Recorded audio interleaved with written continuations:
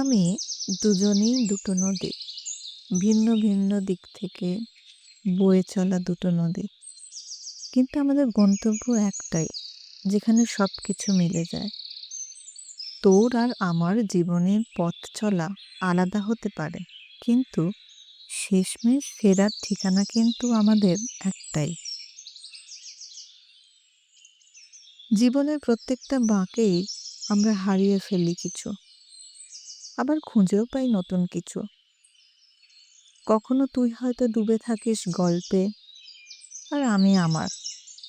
কিন্তু সেই গল্পগুলোর পরিণতি যেন ঠিক এক জায়গায় এসে কেমনভাবে মিলে যায়। তুই যখন ক্লান্ত হবি, ফিরে আসবি আমার কাছে, আর আমি যখন নিঃস্ব বোধ করব, ফিরে যাব তোর কাছে।